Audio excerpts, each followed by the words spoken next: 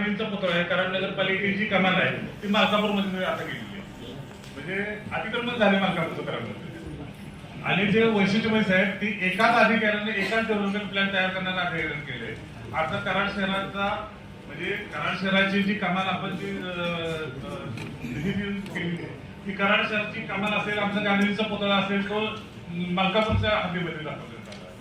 आणि त्याचं वैशिष्ट्य साहेब असं आहे की मलकापूरचा डीपी वेगळा दाखवतोय आणि कराड शहराचा डीपी वेगळा दाखवतोय. ओव्हरलॅपिंग होते. हो, कोण आहे ओव्हरलॅपिंग आहे. या विभागाचा अधिकारी कोण आहे का? तुम्ही कोण आहे? सर मी एडीटीपी दत्तात्रय काळे. हो. तुमच्यावर कोण? Joint director. ते कुठं सातारला नसतं? नाही, ते पुण्याला असतं. म्हणजे जिल्ह्याचे प्रमुख तुम्ही? हो सर. सांगा.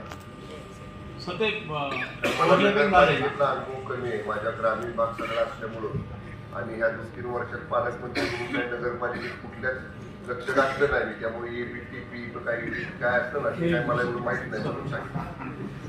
आता हळूहळू अध्यक्षामुळे होईल अभ्यास. सर तो ओव्हरलॅपिंग जे आहे त्याच्यामध्ये जो भाग जातोय मलकापूरमध्ये हे खरं आहे का? सर आहे खरं सर. काय करत